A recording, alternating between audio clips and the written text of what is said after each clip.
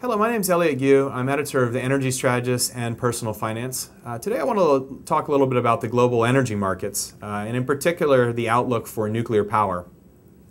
Nuclear power is the only major carbon-free source of electricity energy generation. Now, some people will tell you that power sources like solar and wind are major sources of electricity generation that doesn't produce carbon dioxide and doesn't produce pollutants like sulfur dioxide or particulate matter. The fact is that that's just clearly untrue. Solar and wind power account for a very small amount of global electricity generation, really less than 2% combined, and even that number looks a bit stretched to me because there are long periods of time in countries which rely on wind and solar when those particular power sources don't produce much power at all, simply because atmospheric conditions, wind conditions for example, just aren't right to produce power. So the reality is that moving away from nuclear power is pretty much impossible for most countries around the world, certainly without relying more heavily on fossil fuels. In some countries, such as Germany, nuclear power has accounted at times for 30% or more of their total power supply. Now recently, Germany has decided to go ahead with a plan to phase out nuclear power from its power stack between now and 2022. So basically over the next 11 years, they're planning to phase out all nuclear power from their power stack, which is again about 27 to 33% of their total power output.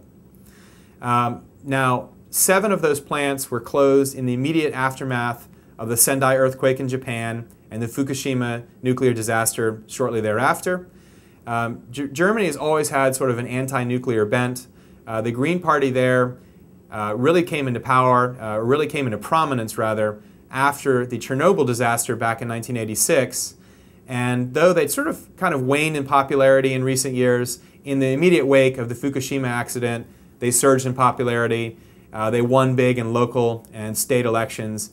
And even though Prime Minister Angela Merkel, or Chancellor Angela Merkel, really has been kind of a supporter of nuclear power and has been looking to extend the operating lives of Germany's nuclear power plants, there was just no political way that could continue in the wake of Fukushima. You saw a lot of protests against nuclear, and she went ahead with a prior plan, shut down all plants by 2022. Again, 7 of the oldest plants are already shut down. An 8th that was shut down at the time of Fukushima, though it's a newer plant, also will not be reopened. So none of those 8 plants will be reopened. Another group of plants is scheduled to go offline at the end of the decade, with the final few newest plants to go offline in 2022. So between now and 11 years from now, Germany is going to need to make up for all of that part of their power supply with new sources of generation. Now, sort of the headline, or sort of the party line, is that they're going to make up for it with solar and wind power generation. Problem is that they haven't really had a whole lot of success with this policy. They've heavily subsidized solar and wind power for more than a decade now through what are known as feed-in tariffs. Now, feed-in tariffs simply mean that producers of solar and wind power get a guaranteed high rate for any power they sell to the grid. Now, the problem is that that encourages a lot of capacity growth. In other words, a lot of building of new solar and wind power farms. The problem is that they don't necessarily output power at all times. So what happens in countries like Germany is that they rely on what's called shadow capacity. Now, typically that's natural gas-fired plants that can be used to feed power into the grid when intermittent solar and wind power generation are not producing enough power to meet demand. Now, the real problem I think we're seeing in Germany is that 8 of those plants are coming offline this summer. Now, summer power demand in Germany is very high. And this summer, it looks to be much higher than average because so far, since early April, this has been the hottest start to the summer cooling season in Europe on record.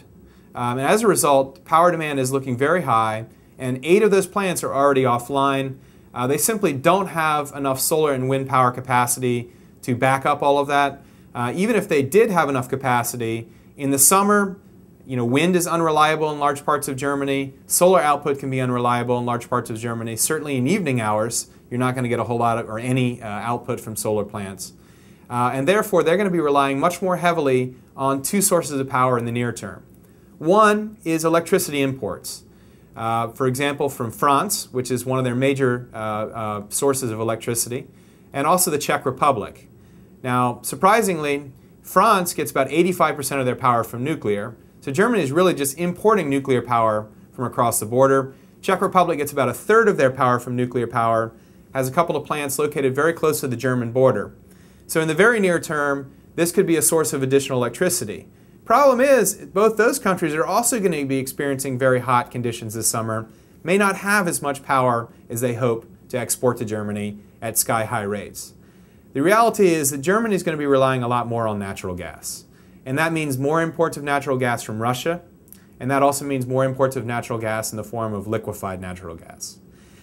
More broadly, I think that this policy is going to be an absolute unmitigated disaster. I think at some point over the next 2 or 3 years, you're going to see an incident where Germany sees a large-scale blackout, probably accompanied, unfortunately, by death, because a lot of times when you see a large-scale blackout that goes on for a long period of time, particularly in hot periods of the year, you see a lot of deaths due to heat exposure. We certainly saw that back in 2003 in a large-scale blackout in Europe back then. And unfortunately, I think we could see something similar to that happen again this year. But more broadly, outside Germany, a lot of countries have not moved away from nuclear power in the wake of Fukushima. France has reaffirmed its commitment.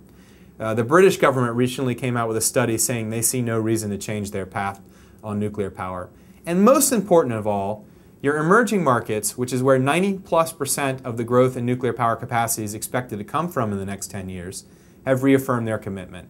That includes both China, which has said they're going to go ahead with plant construction, and India, and Russia. Russia is planning to build as many as 40 new nuclear reactors, in part so they can export more natural gas to countries like Germany and the rest of Europe. So we've seen a very sharp pullback in uranium companies, uranium mining companies, companies like Cameco of Canada. We've seen a sharp pullback in uranium spot prices from around $70 a pound, or almost $70 a pound, back down into the low 50s in the immediate wake of Fukushima. I think this is an excellent opportunity. I think that by the end of this year, we're going to see uranium prices back up to the upper 60s or low 70s by late this year, early next year. I think we're going to see a lot of these uranium mining companies trading back towards their 2011 highs, if not exceeding those highs, at some point in 2012. I think the world's going to come to understand very quickly that at least in the short to intermediate term, and I'm talking over the next 5, 15 years, solar and wind really can't offset nuclear power capacity. The world's going to have to remain committed to nuclear power capacity, and most important, we're still going to see growth in nuclear power capacity from your emerging markets.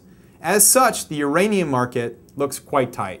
There aren't many new sources of supply out there, of mine supply, and a lot of the secondary sources of supply are due to come off the market in the next few years.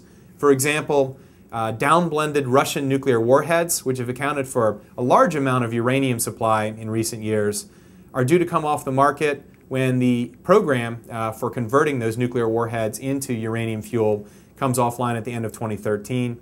So going forward, I think you're going to see a tightening uranium market. I think you're going to see fading of concerns about the long-term effect on demand from Fukushima. I think it's going to be much less of an event than the market thought in the immediate sort of emotional aftermath of that accident. It's a great time to pick up uranium stocks. Thank you very much.